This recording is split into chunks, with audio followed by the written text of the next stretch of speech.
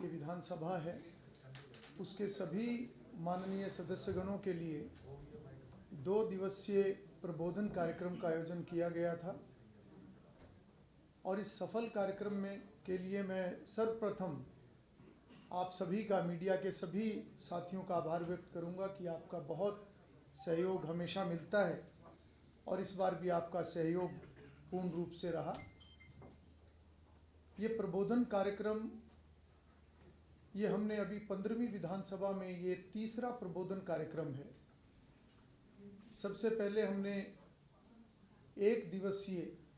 Short orientation programme सभी नवनिर्वाचित सदस्यगणों के लिए रखा था। उसके बाद जनवरी महीने में हमने हरियाणा विधानसभा के सभी अधिकारियों और कर्मचारियों के लिए 2 दिवसीय ट्रेनिंग सेशन रखा था, जो लोकसभा के सहयोग से जो उनकी एक संस्था है प्राइड, जो न केवल भारत में बल्कि इंटरनेशनल लेवल पर भी वो ट्रेनिंग देने का काम करते हैं। और उसी प्राइड संस्था के माध्यम से हमने अभी 2 दिवसीय जो प्रबोधन कार्यक्रम फिर से जो सदस्यगणों के लिए रखा है वो एक सफल कार्यक्रम रहा है और निश्चित रूप से सभी सदस्यगणों को इसका बहुत लाभ होगा। इसके लिए मैं लोकसभा के माननीय अध्यक्ष श्री ओम बिरला जी का बहुत बहुत आभार व्यक्त करूंगा और विशेष रूप से वो इस 2 दिवसीय सेशन के उद्घाटन सत्र में खुद रहे। 3.5 घंटे उन्होंने समय यहाँ पर दिया और उनकी पूरी टीम, और साथ ही साथ इस प्रबोधन कार्यक्रम की जो विशेषता रही है, जो पहले के ट्रेनिंग सेशन जो सारे देश के अंदर होते हैं, जिनका मैंने भी अध्ययन पिछले दिनों में किया है, उसमें हर विषय के एक्सपर्ट्स आते थे, परंतु इस बार हमने हर विषय के एक्सपर्ट्स के नाते न केवल अधिकारी जो लोकसभा के सीनियर अधिकारी थे, बल्कि हमने साथ साथ ऐसे सभी अनुभवी लेजिस्लेटर्स को बुलाने का काम किया। और मुझे खुशी है कि माननीय लोकसभा अध्यक्ष ओम बिरला जी के साथ साथ इस 2 दिवसीय प्रबोधन कार्यक्रम में राज्यसभा के हमारे deputy chairman doctor Harivansh ji भी इसमें शामिल हुए। उनके साथ साथ हमारे प्रदेश के माननीय मुख्यमंत्री, हमारे केंद्रीय मंत्री श्री मनोहर लाल जी, श्री जगदम्बिका पाल जी, डॉक्टर सत्यपाल जी और 4 राज्यों के विधानसभा अध्यक्ष, जिसमें उत्तर प्रदेश, गुजरात, पंजाब और हिमाचल प्रदेश, और डॉक्टर संजय जायसवाल जो कि लोकसभा के एस्टीमेट्स कमेटी के चेयरमैन भी हैं। तो उस नाते से ये प्रबोधन कार्यक्रम एक ऐसे अनुभवी लोगों द्वारा अलग अलग विषयों पर जो चर्चा की गई, एक व्यवहारिक ज्ञान और एक उनका एक लंबा जो अनुभव था, उससे हमारे सदस्यगणों को वास्तव में बहुत लाभ हुआ है। और इसमें जो विषय लिए गए, उन विषयों में एक अच्छा विधायक कैसे बने, विधायक को क्या करना चाहिए, क्या नहीं करना चाहिए, विधायक का आचरण कैसा, एक जनप्रतिनिधि का आचरण कैसा होना चाहिए, उसके साथ साथ जो विधान मंडलों के जो एक डिवाइसेस हैं, चाहे वो प्रश्न हैं चाहे नोटिसेस हैं, उनकी पूरी जानकारी, और उसके माध्यम से कैसे कार्यपालिका की जवाबदेही को सुनिश्चित किया जा सकता है। साथ ही साथ जो हमारे संसदीय लोकतंत्र की जिसको आत्मा बोलते हैं, जो हमारी कमेटीज़ हैं, इनको भविष्य में और प्रभावी कैसे बनाया जा सकता है, क्योंकि जो विधानसभा सदन के माध्यम से कार्य करती है, उसके अलावा वर्ष भर विधानसभा की कमेटीज़ काम करती हैं, जिनके माध्यम से सरकार के कामकाज के ऊपर निगरानी रखी जाती है। सरकार के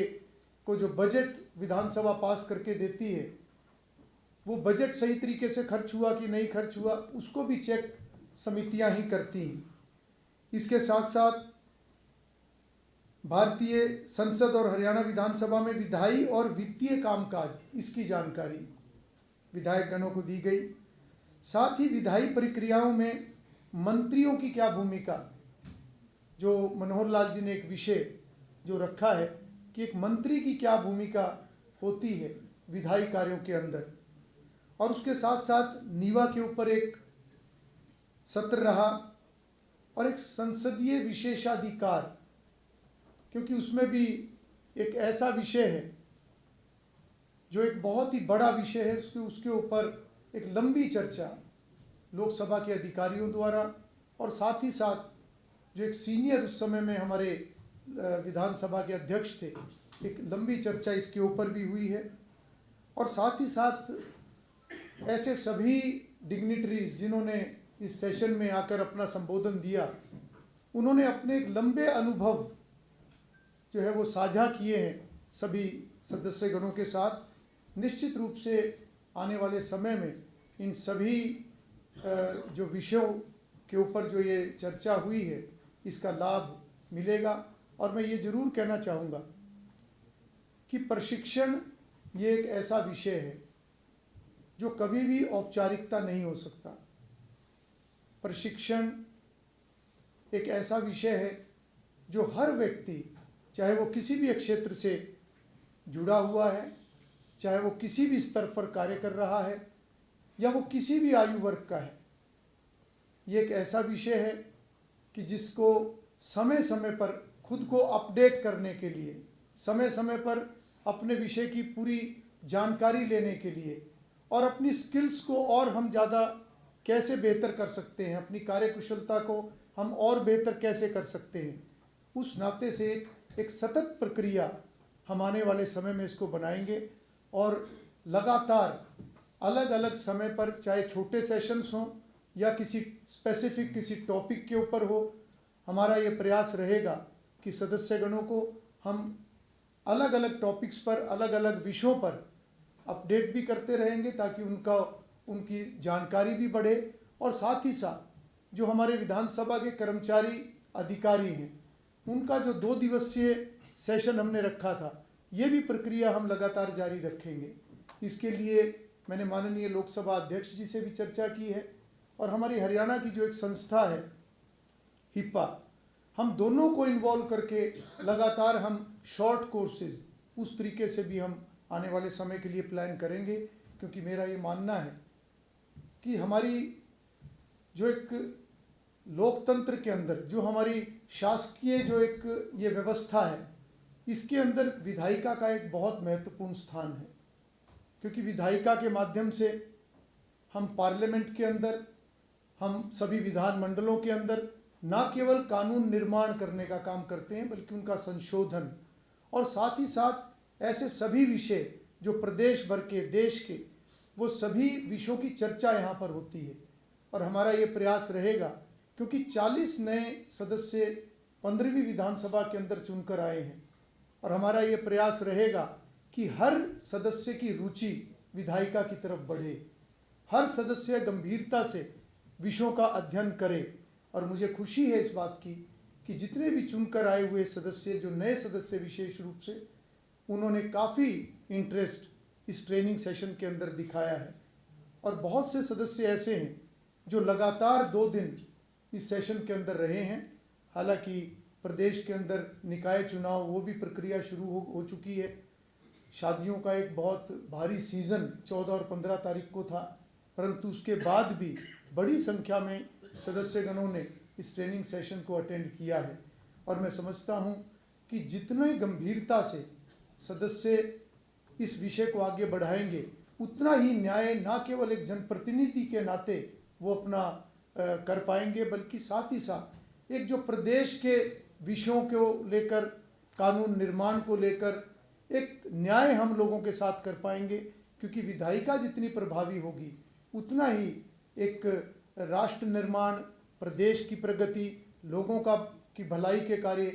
इनका कहीं ना कहीं एक बेस जो है वो विधानमंडल है, और यहीं से कार्यपालिका को भी एक दिशा मिलती है। तो मैं आज आप सबका भी बहुत बहुत आभार व्यक्त करता हूँ। आप सभी ने समय निकाला, आप सब यहाँ पर उपस्थित हुए और भविष्य के लिए कुछ योजनाएं जो हमने बनाई हैं, जिस प्रकार से प्रधानमंत्री श्री नरेंद्र मोदी जी ने एक विषय पिछले समय में निकाला है और पिछले महीने जो पटना के अंदर हमारी all India presiding officers conference वहाँ पर हुई है, उसके अंदर भी इस विषय को माननीय लोकसभा अध्यक्ष श्री ओम बिरला जी ने आगे बढ़ाने का काम किया है। वन नेशन वन लेजिस्लेशन, एक राष्ट्र एक विधायिका, उस पर आज हमारा देश आगे बढ़ रहा है। एक ऐसे प्लेटफॉर्म का निर्माण जिसका काम शुरू हो चुका है, जिसके ऊपर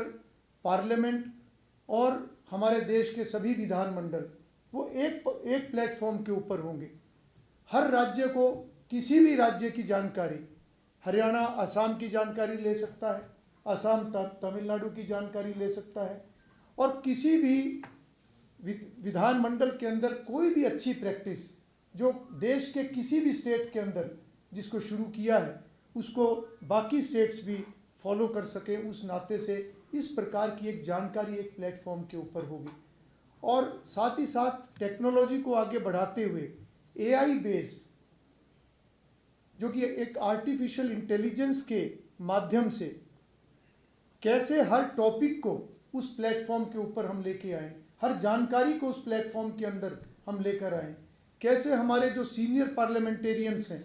उनकी स्पीचेस हैं, उनके वक्तव्य हैं, उनके जो भी उन्होंने समय समय पर अलग अलग विधानमंडलों में पार्लियामेंट के अंदर जो भी उन्होंने अलग अलग विषयों के ऊपर अपनी बात रखी है, वो सब उस प्लेटफॉर्म के ऊपर उपलब्ध हों, ताकि नए चुनकर आए हुए सदस्य भी या अन्य सदस्य भी जिस विषय को खोजना चाहते हैं वो सब उसके ऊपर उपलब्ध होंगे। इसके ऊपर पार्लियामेंट ने काम शुरू कर दिया है। हरियाणा विधानसभा के अंदर भी हमने पिछले दिनों में एक प्रेजेंटेशन इस विषय की रखी थी और हम भी पार्लियामेंट को फॉलो करते हुए हम आने वाले समय में इसको आगे बढ़ाने का काम करेंगे। और साथ ही साथ विधायी संस्थाओं को और प्रभावी बनाना, उनको मजबूत बनाना, ये भी जो पटना कॉन्फ्रेंस के अंदर ये भी एक प्रस्ताव पारित हुआ था और उसके अंदर एक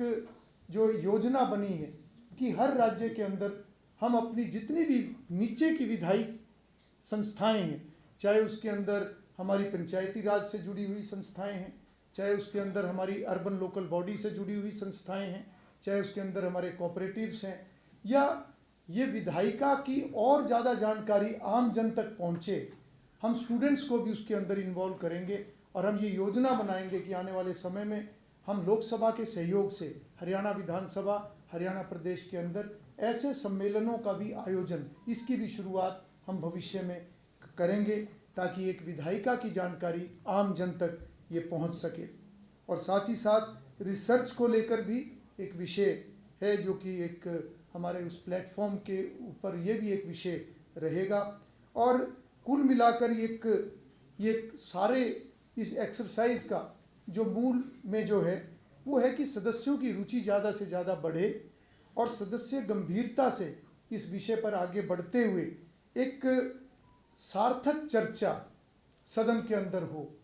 ताकि उस सार्थक चर्चा के अंदर से जितनी भी एक समस्याएं हैं, हर एक क्षेत्र की बड़े बड़े मुद्दे हैं, उनकी एक अच्छी चर्चा होकर सरकार को एक समाधान विधानमंडलों के माध्यम से जाए ताकि सरकार भी उसके ऊपर आगे काम कर सके। ऐसा प्रयास हमारा भविष्य में रहेगा कि विधायिका और प्रभावी हो, हमारी कमेटीज़ की वर्किंग और बेहतर हो, इस दिशा में मिलकर हम आगे बढ़ें। आप सबका मैं पुनः आभार व्यक्त करता हूं। इससे जुड़ा कोई भी प्रश्न या आप जो भी बात रखना चाहें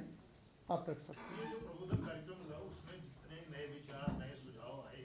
उसके अनुसार कोई योजना अपना कंसोलिडेटेड फॉर्म में बनाई है? बिल्कुल ही देखिए, इस प्रबोधन कार्यक्रम में जितने विषयों पर चर्चा हुई है वो एक ऐसे विषय हैं जो कि एक आने वाले समय में वो अध्ययन का भी विषय है सभी सदस्यगणों के लिए। और उसके साथ साथ जो और भी कुछ सजेशंस आए हैं, क्योंकि इसमें ना केवल जो बाहर से आए हुए एक्सपर्ट्स थे या हमारे पार्लियामेंटेरियंस थे, इसके अंदर हमारे हरियाणा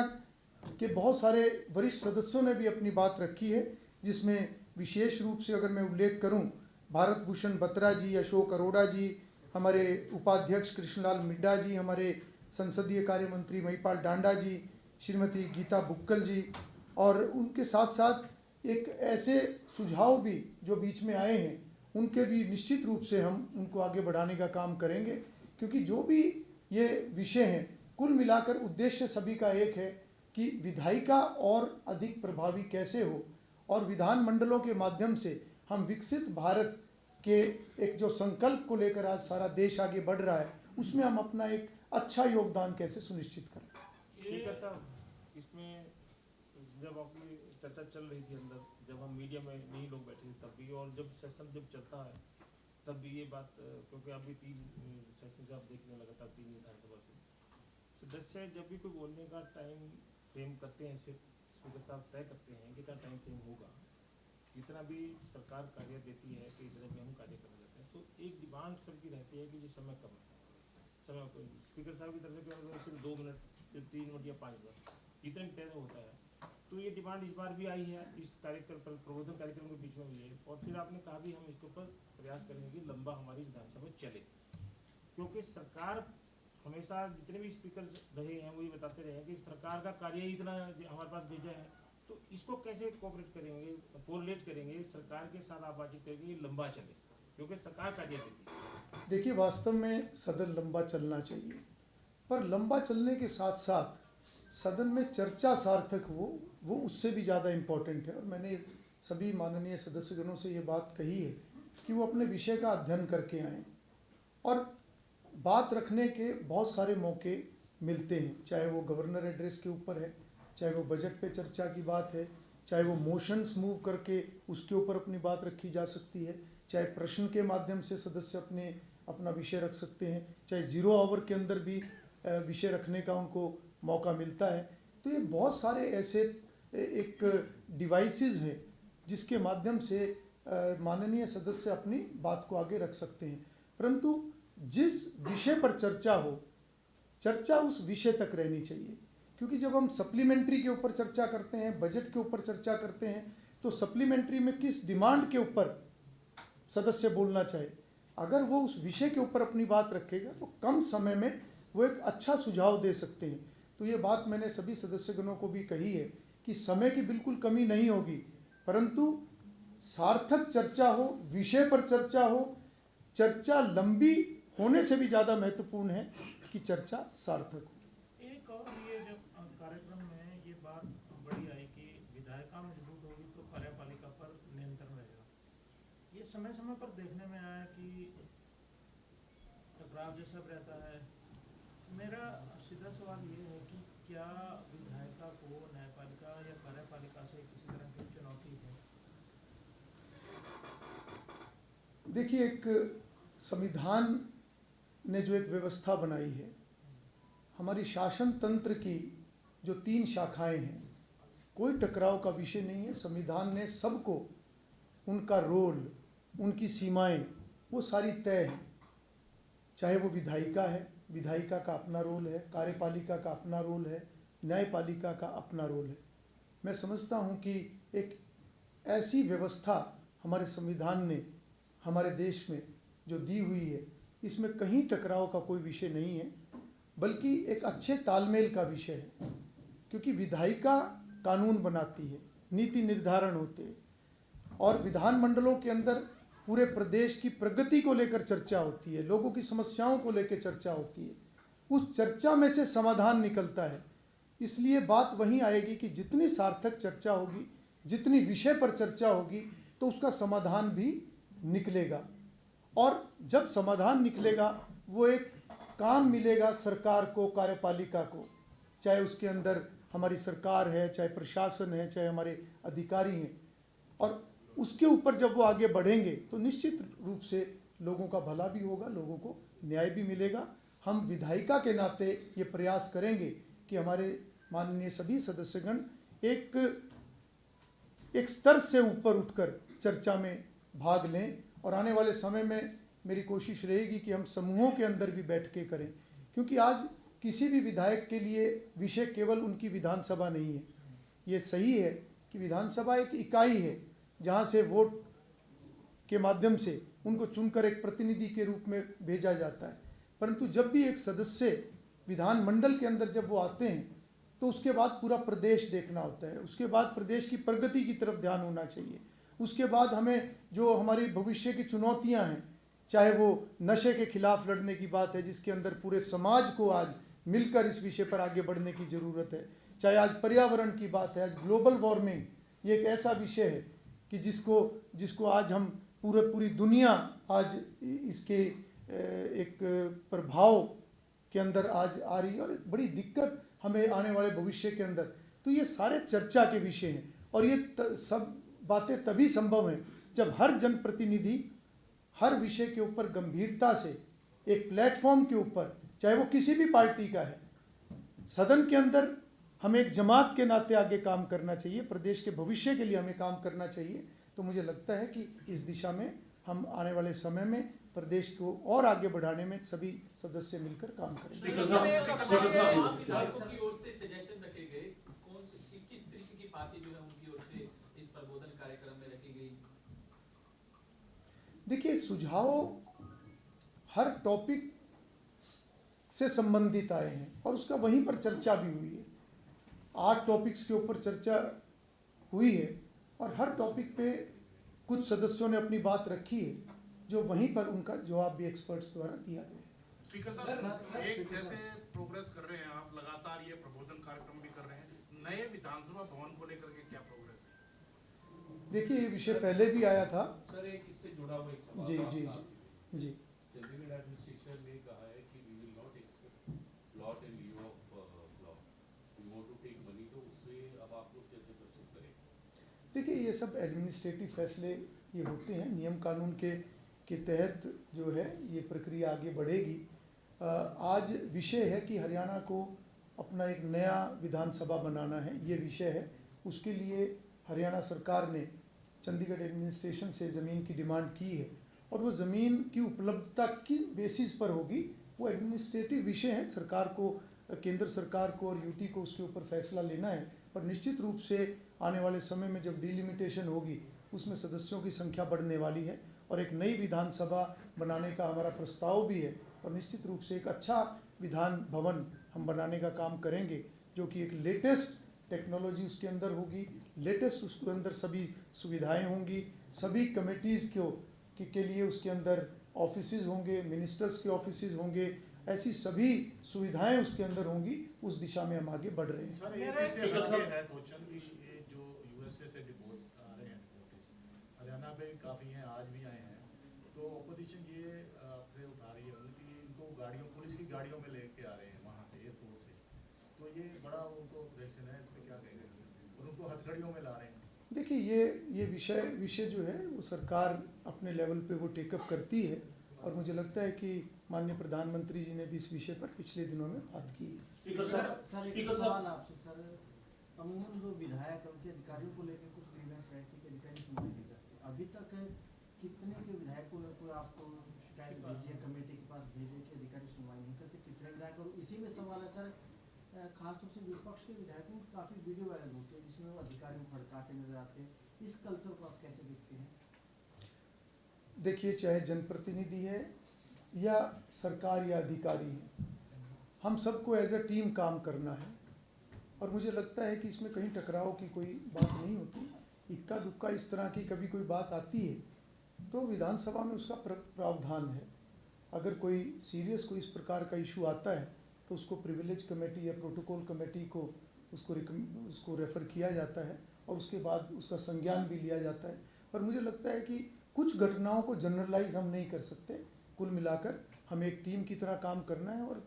बहुत ज़्यादा इस तरह की दिक्कत नहीं होती। सर आपने एआई का जिक्र किया, जी। एआई को कैसे आप विधानसभा में कैसे कार्य होगा, उसके लिए क्या अलग से कोई सेशन होगा, विधायकों को एआई के बारे में कोई जानकारी दी जाएगी?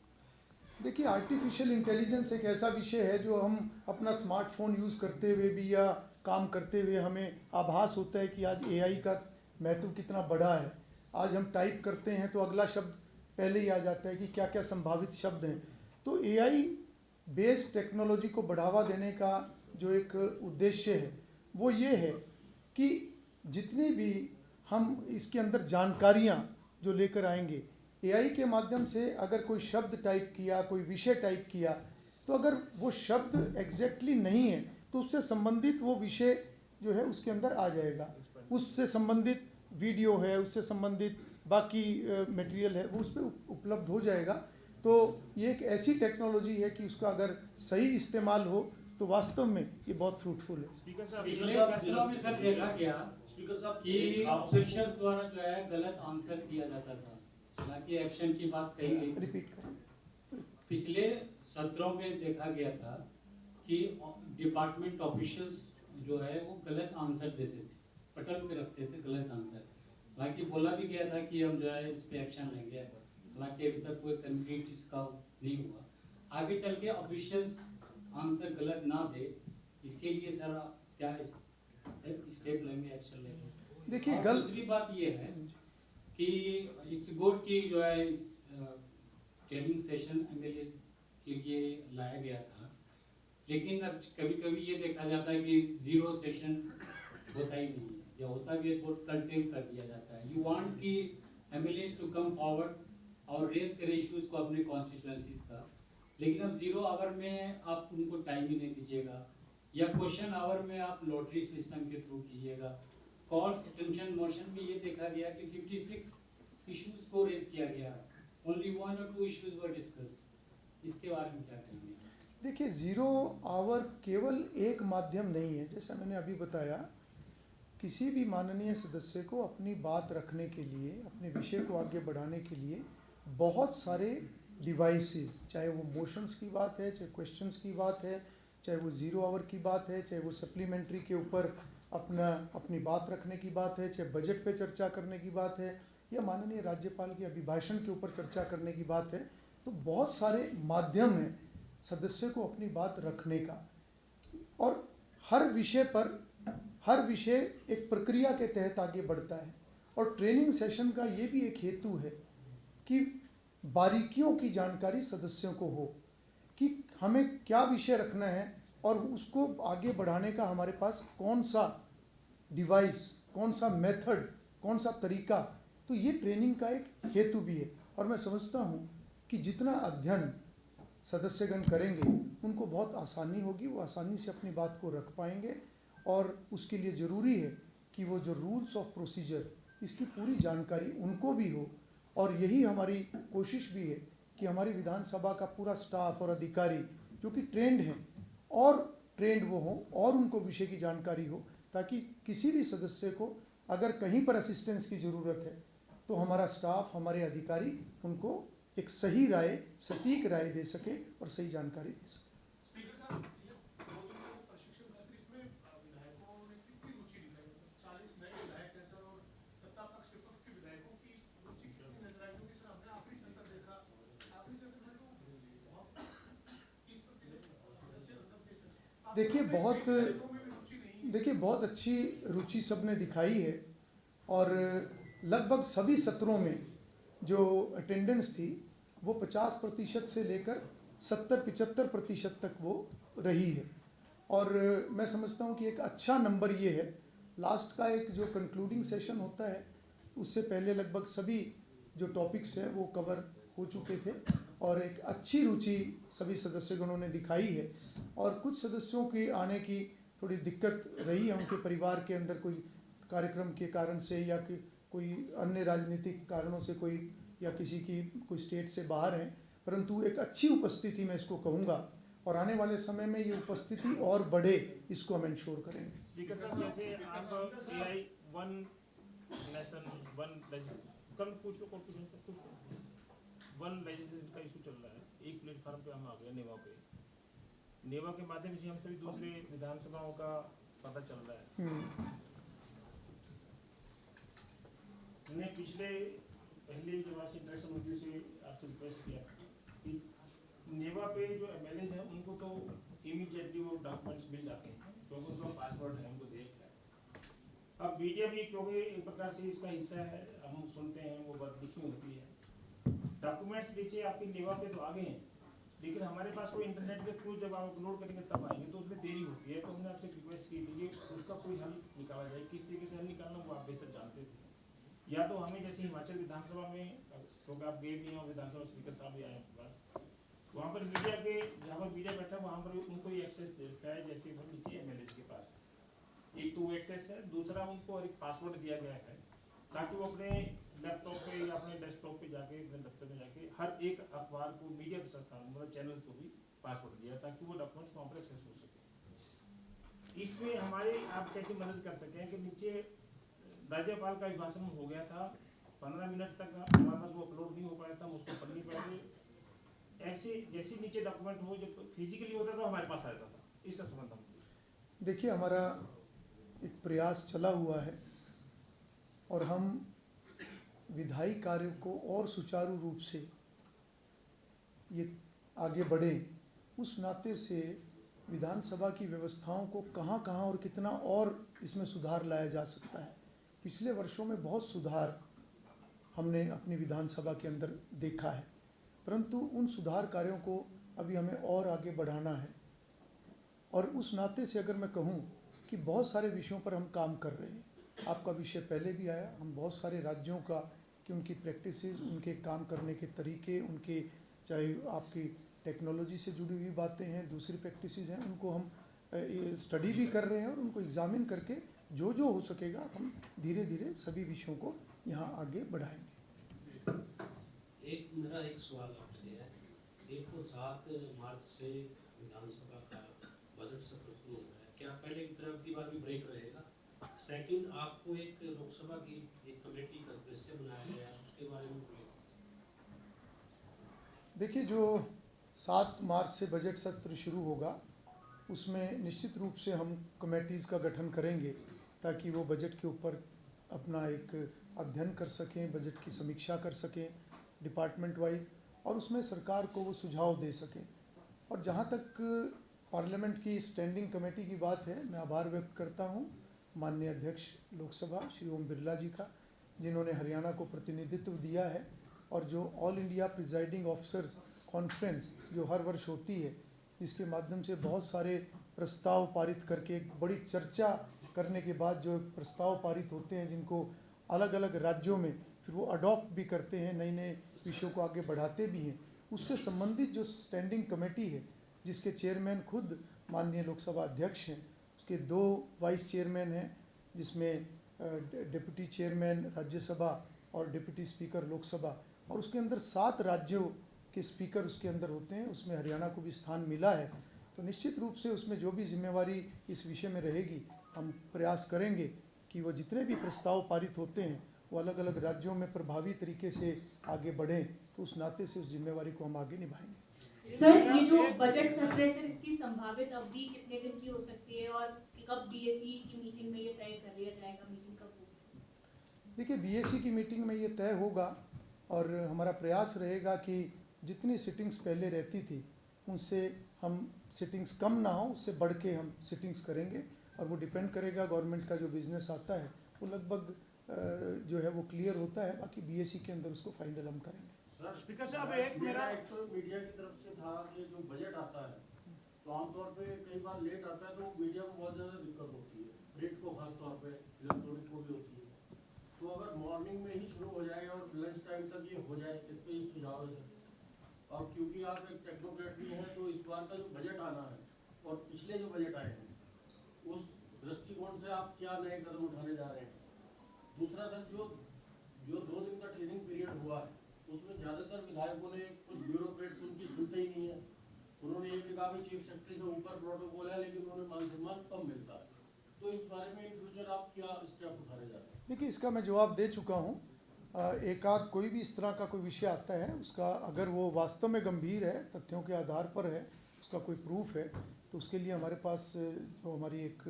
कमेटी होती है उसमें वो केस रेफ़र होता है। इसको मैं दोहराऊंगा कि इसको हम जनरलाइज नहीं कर सकते। हर जनप्रतिनिधि बहुत सम्मानीय हैं, उनका सम्मान सब करते हैं, और मुझे लगता है कि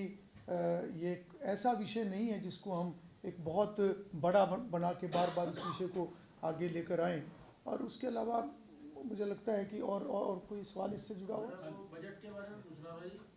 किस तरह से कैसे आप नहीं, बजट के ऊपर हम पूरी चर्चा करवाएंगे, टाइमिंग का भी थोड़ा पूरी चर्चा कराएंगे। और आपने जो एक सुबह वाला जो है वो भी आपका सुझाव अच्छा है। एक मेरा सवाल है व्यवस्था से जुड़ा हुआ, जो हाउस में अक्सर आता है पिछले ये जो एक साथी ने बात की थी कि अधिकारी गलत जानकारी देते हैं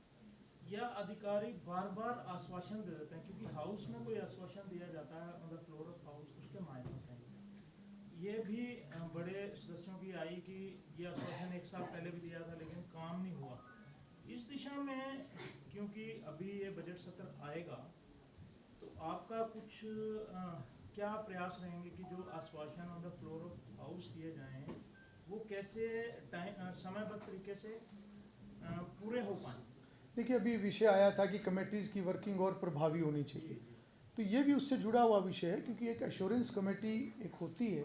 जो हाउस में जो सरकार द्वारा जितने भी इस प्रकार के एश्योरेंस दिए जाते हैं उसके ऊपर वो कमेटी काम करती है, और हमारा प्रयास रहेगा कि वो कमेटी जो है और इफेक्टिवली वो काम करे। ये जो अधिकारियों वाली बात कैन जनरलाइज ना किया जाए, आपने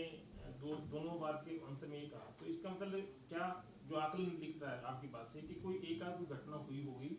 अलग बात है, पूरे प्रदेश के अधिकारी विधायकों को पूरा मान सम्मान दे रहे हैं? देखिए, मान सम्मान ये हमारी संस्कृति का हिस्सा है,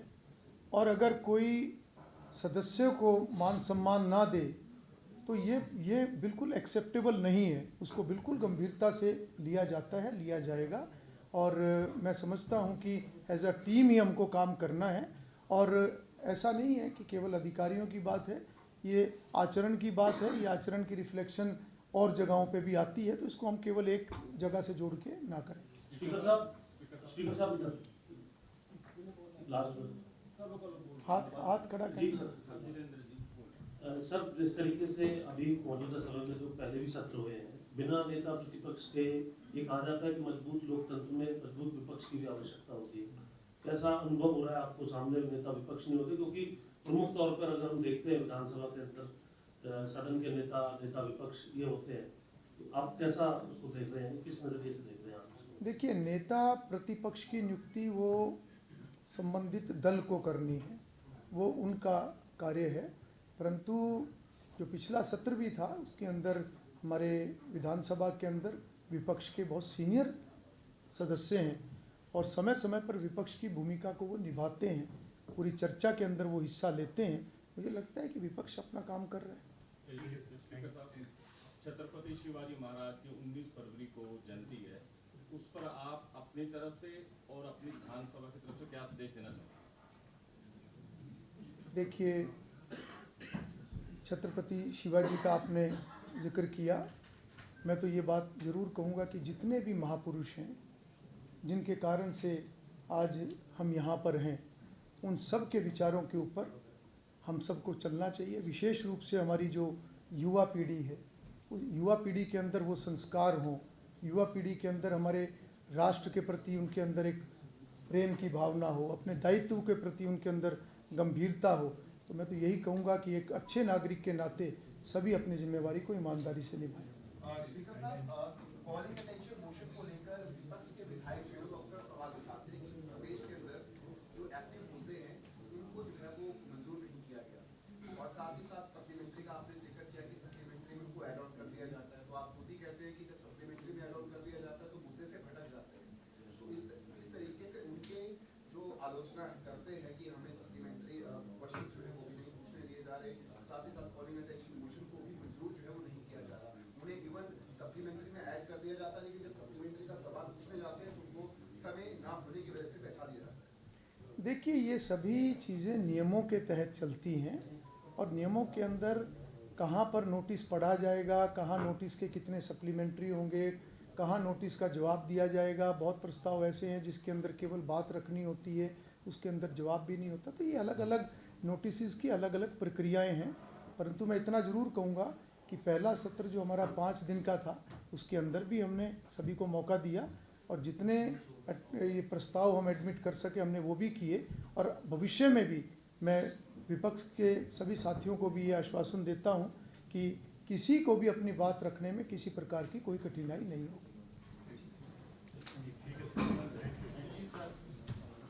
जी, कोई और? हमारा तो